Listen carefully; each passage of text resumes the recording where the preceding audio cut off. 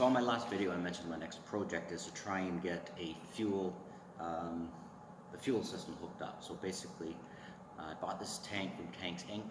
Through Port and Hot Rods from Tanks Inc. down in the States. This is a basic 37 to 40 Ford fuel tank, and it comes with this basic pickup and return, I guess you call it system, whatever. So I've got an inlet, an outlet, and a vent. But because my engine is fuel injected, Tanks Inc. also sells a unit to replace this, which has a electric fuel pump basically here. So it has a return and the fuel pump and the sock at the bottom. Now unfortunately those are like 260 bucks or something like that. I'll put a link down in the description. By the time I get it here with the exchange and with the shipping and everything, it's going to cost more than the whole tank did. So I'm going to try and make my own using this fuel pump that I bought through Rock Auto for 30 bucks. Wish me luck.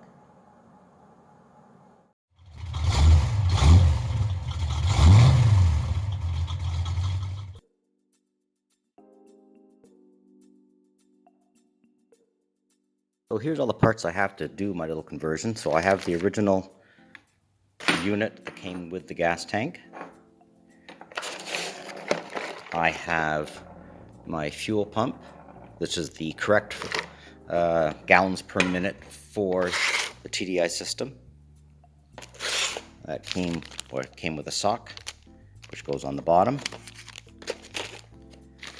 These came with a tank, so that's the gasket and the fasteners to fasten that in. I don't remember what that is. And I got this. So this is a submersible fuel line. Interesting, they only sell this by the foot, and it cost me like 35 bucks. But normal fuel line actually will deteriorate. The outside of it will deteriorate if it's submerged, so that you do have to get special fuel line for a submerged system. I also got some regular hose clamps and some high pressure hose clamps. Another stainless hose clamp to clamp the pump to my return line, which is a solid. This isn't soft hose. This is hard hose. And this is the vent. This is the other end of the vent. Comes with the tank. Okay, let's go measure the tank to see how long these need to be. Okay, here's the hole. Let's have a look to see. Get a focus here. 8 5/8.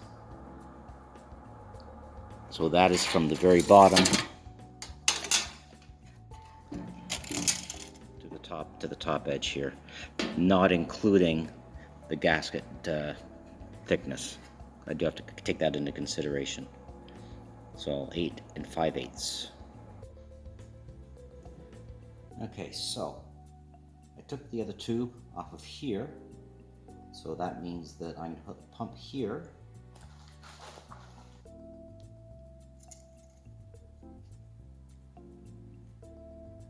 Run that. That will be my feed. This will be my return, if it works. So to make sure I get my 8 5/8, I'm just going to mark it on this piece of wood here.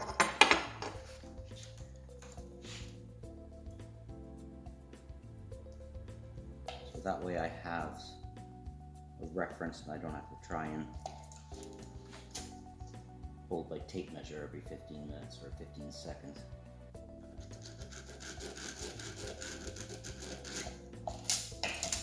So I am going to stick with that 8 5/8. The thickness of the gasket will probably bring this just a little bit off the bottom of the tank, which I'm guessing is what you probably want. So I don't think that'll cause any problems being, by the time this is compressed, 1/16 of an inch. I don't think that'll cause any issue. If it will, please let me know. Anyhow, so if I lay this here, and I can see my line, so my return line is actually pretty good right there. So my return line is pretty good. There's a line there. Return, you don't want return right at the bottom, so that's actually pretty good. I want to mount this with the sock on it. I don't want to get dirty, but maybe I'll do this through the packaging for now. You know, I'll just estimate. So I'll do that down to the bottom. Then I can measure. So if I do it this way, put that right down at the line, now I know basically my distance between here and here is how much hose I need. This will be clamped. I should probably use two hose clamps to hold this to the return line.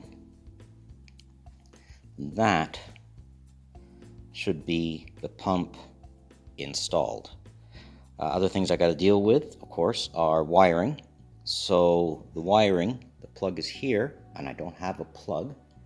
So I'll have to get a plug for there. And I'll have to figure a way to run my wires through here. Ground won't be that much of an issue. But the other one will have to be insulated. The power would have to be insulated. So I'll have to drill through here, get some nylon shouldered washers, so I can have basically a fasteners, nut and a bolt go through here, where I can attach my wiring to. One wire, I suppose, could go through the vent, depending how I run the vent. Still things to figure out here. Well, let's put this together and see where we stand. So here's what I've ended up with. Distance is good from here to here. This does touch the bottom of the tank. I'm gonna have to trim off these tails or get some smaller hose clamps there. I still have to figure out wiring, of course. But my hose is there, my return line's there. The only issue is, I don't know if you can see this, but in the tank, there's like a trough this sits in. And so it's a square trough that kind of goes like that, as best as I can see it. And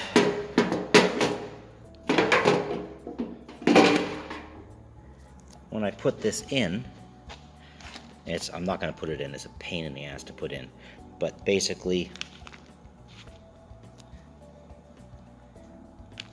this end is kind of sticking up like that against the edge of the trough. So I am going to go see if I can get a sock, like a one-way sock that just comes off there, just goes one way, or maybe I just don't worry about that being up like that. I'm not sure. I'll have to do some research on it. I still got to find